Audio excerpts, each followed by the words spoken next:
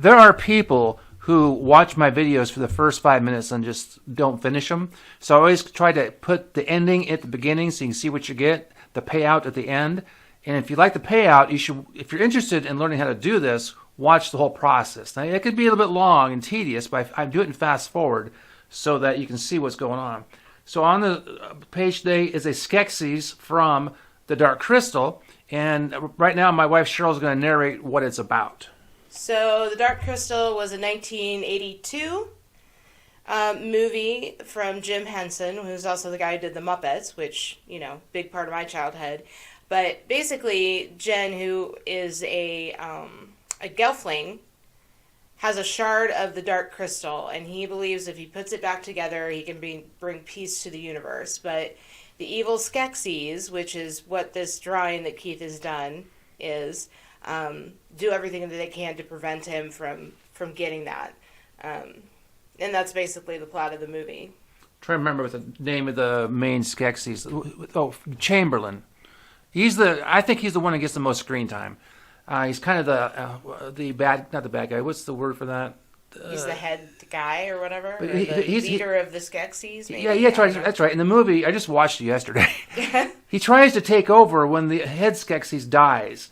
And they have some sort of a Skeksis coup. Well, they have this thing with these swords where they have to smack this crystal, and the winner gets to be the leader, and Chamberlain loses, and they banish him naked or something like that. But his character design is my favorite, and they're all well done. I love the character design of these Skeksis. So I was going through my references on the Google, and I found this picture, and I thought it was really a real cool picture. So that's what I'm doing. I'm doing Chamberlain, and right now I'm starting off with my HB as in boy pencils and putting in my dark, thick outlines in comic book style, adding a lot of little contour lines because if you look at this the puppet, it's full of, not scales, but it looks like it's been weathered leather. Wrinkly, looks like he's ancient. So the more wrinkles and stuff I put in here, the more interesting it looks, and the more my fan club enjoys what I do. Right, fan club? You're my fan club. As my fan club, I need you to like and subscribe and ring the bell and keep coming back and back and back. Right now, I'm just kind of putting in a necklace. I didn't really use a reference. I just threw a general type necklace. I'm doing a little bit of composition by throwing some fingers in there and what's that stick they hold?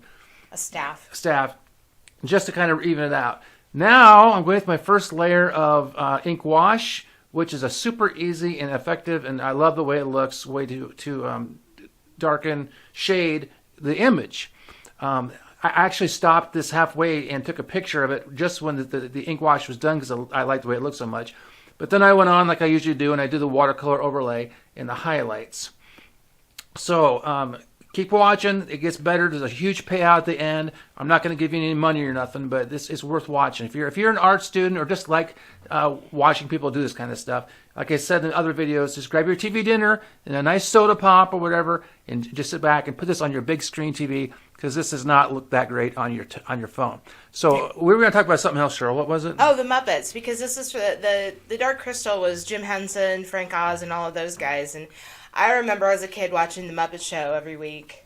One of my favorite episodes of The Muppet Show is when Alice Cooper was on The Muppet Show, and he did a couple different ones, but he did Welcome to My Nightmare, and he did You and Me Ain't No Superstar. I think he might have done School's Out, too, but that was one of my favorite episodes was when Alice Cooper was on. Did you watch it as a kid, too? I watched the YouTube versions of it because that was... Well, I mean, it's not on TV now. No. As a kid, did you watch it? No, not really. I remember when, like, the Star Wars guys came on, but how old was I then? Jeez. Well, you were probably 10 or 12, I suppose. I mean, I remember the Muppets, obviously, when I was a little kid. I watched Sesame Street. Right. So I'm, we all know. Kermit the Frog and. So basically, Chamberlain is just another version of Big Bird, right? Kind of, I suppose. I mean, only that. From the mind of Jim Henson and Frank Oz. Yeah. Which, Yoda was Frank Oz. I watched the making of this, and there's like 5 guys under this costume, and like one of them has a TV screen. He has to watch what he's doing.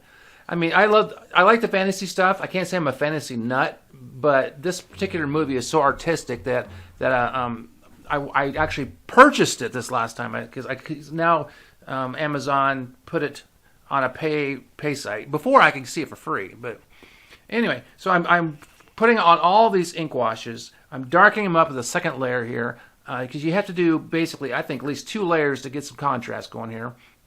And I'm going to darken the eyes in and make it look more evil. I don't know if Chamberlain was necessarily an evil character. All of the Skeksis were evil. They were out to get the last shard of the Dark Crystal so that they could be immortal. Oh, that's right. I watched the whole movie and I forgot the whole plot. Well, I was more interested in seeing what the characters looked like than what the plot was about. I mean, basically all movies are just a good guy and a bad guy. This is a Western, basically, with crystals, right? Good guy and a bad guy and puppets. Yeah. I mean, this is like Wyatt Earp. Or was Wyatt Earp the bad guy? I can't remember. Back to the Muppets. So let's talk about Yoda for a minute. Tell me about Yoda. He's a Jedi Master. He's a green puppet, and I think Frank Oz was under the table making him work. Well, yeah, if you listen really close, Yoda sometimes sounds like Grover. No, Mrs. Piggy doesn't he? Well, but didn't Frank Oz do Grover as well? I don't remember that. Miss Piggy too. We all did the Jim Henson Muppet things, and then Jim Henson got a cold and died because he didn't take his antibiotics or something. Kind of stupid. So here we go. I'm putting on some more, looks like some darker ink wash right here. And I love the design of this character. I love the way it look in his eye. Oh, that's what I'm doing. Look at that. I'm putting some color on it. What I do is I take my acrylic paint, and I thin it down. I bought me an orange tube, and I looked at my reference, and he kind of had an orange head. So I thinned it down, and now I'm just going over the image and leaving spots where the highlights are at and not painting those and making some natural highlights. If you're into watercolor, you know how this works. If you're not into watercolor, watch what I do. It's a negative space. Yeah, it's a negative space, and this is a neat trick. And if you're here to learn, that's awesome. My goal here was not to teach anybody anything. My goal was just to be entertaining because I think that watching people do this kind of stuff is entertaining. I mean, it's just as good as watching Evel Knievel jump over a bus, if you ask me. There's no crash at the end, but to me, to watch other artists do this kind of stuff just blows me away. It's like watching a magic trick. I mean, how do you do that? I mean, how did I do this? I can't even tell you how I did this, other than saying I have years and years of experience doing it. And over time, I think I just glommed onto it and just went in my brain, and I just do it naturally. I don't think about it. I mean, sometimes I'll think about my highlight as I'm actually doing it. I'll go, well, I need to make this spot brighter, this spot darker. But I basically put myself on autopilot when I'm doing this. It's just an interesting concept. I mean, why did I all of a sudden decide to put blue in the background? I don't know. Maybe because I thought it matched his eyes. Free will. Actually, that is the truth. I put the blue because I wanted to match his eyes. Free will. Free will. Let's not get in that debate. Just in case you were wondering, you do not have free will. Look it up. So, Cheryl, what should we talk about next? I put some gold in his necklace. I think the heads of these Skeksis remind me of the turkey buzzards we have here in Nebraska. I think that they actually designed them. They are vultures, I think. Yeah, that's what they look like to me. And a turkey buzzard actually is a vulture. Yeah. I know because one time when I was doing my painting here, I went through a whole vulture phase. I was downloading pictures of vultures because I liked the way they looked, because they looked craggly and gross. And I'd rather paint a gross-looking vulture any day than a bouquet of flowers, because flowers exist. You know what I'm saying? You can go to the store and you can buy flowers. You can't go buy a disgusting, gross-looking vulture. And I would hang that in my living room. I don't know if my wife would. But to me, I embrace the ugly in the world. I don't think every picture has to be absolutely beautiful and pretty. You know, not everything is sunsets. Don't get me going on that either, because I'm a photographer, and everybody out there loves their sunset pictures.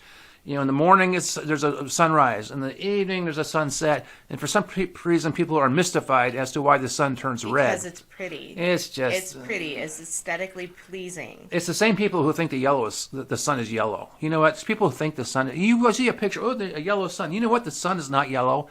What color is the sun? White. It's white. It's white. If the sun was yellow and you outside to take a pee, the snow would be yellow, but it's not. It's white. That proves it right there. Anyway, so like and subscribe. See, that was entertaining. That's why people should be here, to hear the entertainment. So we have awesome banter, don't we? Yeah. Yes, we do. I mean, just a while ago we were talking about our cat, and that was a good story. Yeah. So He's now, a good cat. So now I'm putting on a thick paint highlights. What's thick paint highlights? I've no longer watered. It's not watered down. It's not watered down because I needed to have some areas that really super stood out above the others, and boom, boom, boom, boom, right here on the necklace, I'm putting on highlights. The highlight section was this is the payoff. This is why you showed up, is to watch this. All the other stuff was just preliminary to get to the highlights. It's like building a house, and when you get to the roof, then it starts looking like something. So this is it. This is the roof of my painting right here. And if you're an artist, hopefully you're here for a reason, and you didn't come on for 30 seconds and click off. If you did, you're gone, and what the hell, I'm glad you're gone, because I don't need you kind of people here. I need people who support me. So like and subscribe and hit the bell and tell your friends about me and share my stuff and make me famous and make me a YouTuber, because I have 150 videos, and I don't have enough video views. I'll tell you that right now. So what are we doing right now, Cheryl? We're putting on... we're backfilling. This is an advanced technique. When you have shadows, you can backfill with light blue, and it adds a whole another dimension to your artwork. It's hard to describe. You have to do it. But watch me do it here. I'm backfilling all my dark grays in the shadows. I'm backfilling shadows. I should do an entire video on shadow backfilling. You use blue for the same reason that snow shadows in the real nature are blue. It's just, I don't know why, it's some physical part of the universe, but that's the way it works. So I'm backfilling with my blue. I think as soon as I did that, and I wasn't even planning to do that. I kind of accidentally did on accident one of these little things. I was like, oh, crap, that looks good. I'm just going to finish it out. And now I'm putting little hairs all over the place because he's a bird, right? He's a vulture. He has feathers. So I'm adding some tiny little feathers just to add some more value for my fan club. Because my fan club demands hairy value, right? What do you think, Cheryl? Yeah. Okay. So how do you think this picture's coming so far? I like it. Would you pay $1 million for it? No, because it's already in my house. I think this picture, like most of my pictures, are probably worth at least $1 million. I would sell this to you if I haven't already given it away to some little kid for a discount, $100,000. I'll sell for $900,000. So I'm putting on some more feathers, and I think this picture turned out phenomenal. I'm not trying to brag about myself, but I think I know where I sit in the universe of artists. I mean, I know about my value. So, Cheryl, I think we're coming to the end. I'm about to sign my name here. Watch this. In real life, I'm going to sign it. Here comes my hand. Ready, set, and where to go? Here comes the pen. Keith. That's it. That's slow motion, isn't it? Subscribe, like. Like and subscribe. Cheryl, ring the bell. Thanks again for helping me out the video.